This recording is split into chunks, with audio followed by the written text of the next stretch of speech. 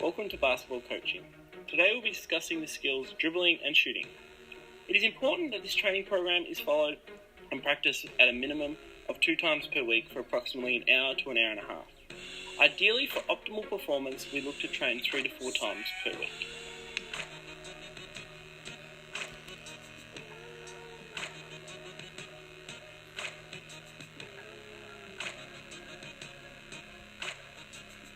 It is important whilst dribbling to use the tips of your fingers, as it is easy to control when using your palms or hands. It is also important to stay on the balls of your feet whilst dribbling to help with quick movements. It is best to use your forearm whilst dribbling so there is more power when you're dribbling. It is also important to keep your eyes up so you're able to see what is around you, which is important when defenders are added around the court.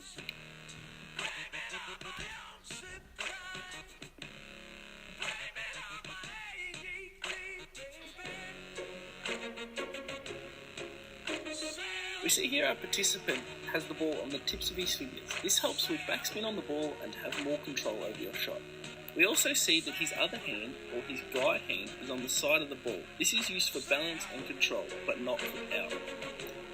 His elbow needs to be close to his body, but still pointing towards the target, as this is his guide arm.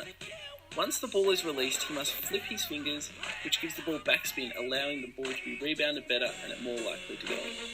It is also important to release the ball at the correct angle, as the correct angle will increase the likelihood of the ball going in.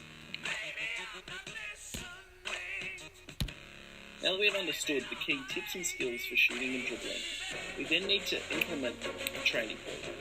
It is important in our training program, the first week, to start off with a closed skill, and as the weeks progress, slowly open these skills up as the participant improves in this skill. For the first week, it is important to start with verbal cues. Some of these verbal cues for dribbling would be to keep your head up, feel the ball hit the tips of your fingers and not your palm. It's important in the first week to give the verbal feedback, as the participant is unable to feel if they're doing the skill correct.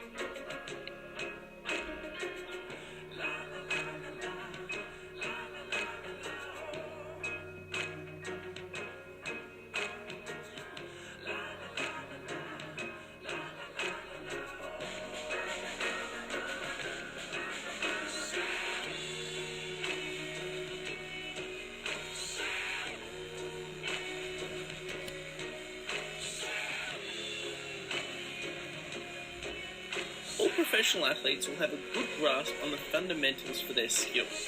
It is important in the first week we set these fundamentals for our athletes to build upon.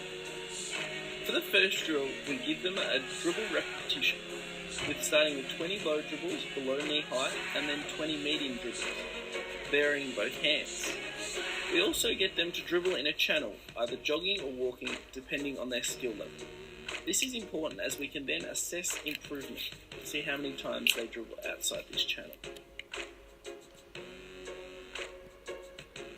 For our sport, it is important to understand previous sports that the athlete has played. For example, if an athlete has played netball, it may be difficult to teach them the new shooting form, as it is a different distance and different form required for basketball. This could hinder their development. However, if the athlete has participated in a sport such as handball, they may already be advanced in dribbling, which means we can move them forward quicker in our training program than expected. It is important in a training program to increase the difficulty as the athlete improves. This helps with motivation of the athlete, as if they are stuck in one spot, they won't feel motivated to keep improving in their skill. It is important to also set goals for the athlete, by whether they be qualitative or quantitative goals. If they are quantitative goals, we see them improve by percentages of makes and misses in their shots.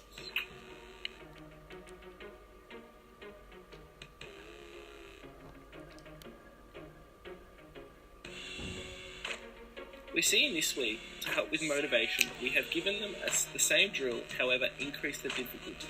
They are still dribbling in channels, however they have picked up their speed by either jogging or running depending on skill level. This helps the athlete feel motivated as they are now improving in skill. Another motivational strategy we have used is one that are games. We've used a relay race to keep the athlete involved and the fun within the sport. Week by week, for the rest of the training program, we will do free throw repetitions. This will help the athlete gain some quantitative data.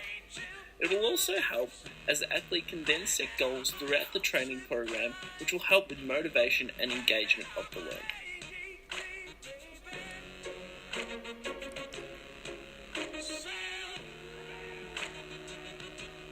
If the athlete is ready, a combination of both skills can really progress their learning. In this drill, we'll do layup lines from different angles, which incorporates dribbling before the layup. Now that we are in week 3, we are hoping the athlete can gain their own qualitative data as they are able to now correct their own posture and implement skills learned before. However, verbal cues may still be required. In this drill, we see the athlete doing a zigzag dribble. If the athlete is progressing quicker than expected, we can look for them to switch hands at each cone to increase the difficulty by dribbling with both hands through the cones at different times.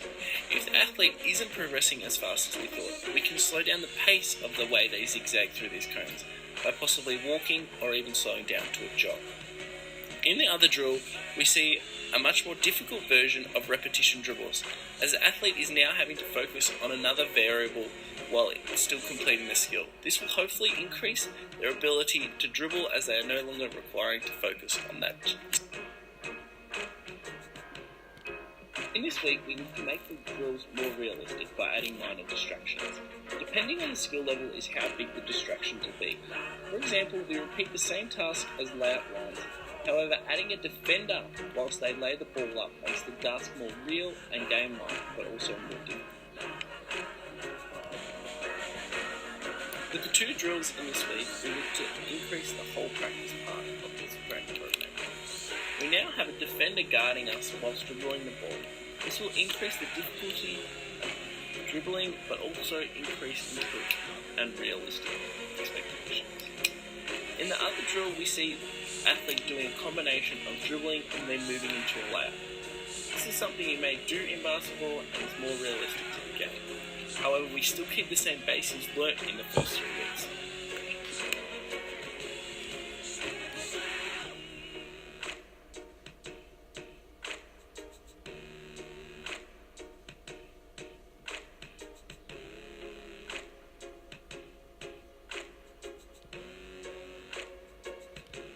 We see these 2 drills are now completely open, allowing a defender to run out to the athlete as they take the jump shot. This is a simulation of a real-life game and is much more difficult than no defender.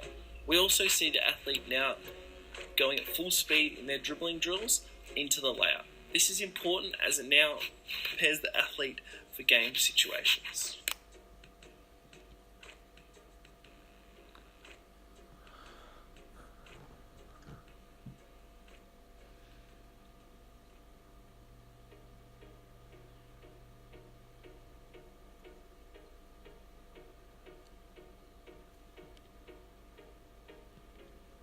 It is important that we are able to measure the progression made over the course of the program. For dribbling, giving an individual and a restricted area they are meant to control the ball in and counting the amount of correct and incorrect dribbles over the course of a minute. For shooting, we assess how many successful shots the individual can make out of 10, these being 10 jump shots, 10 free throws, and 10 layups.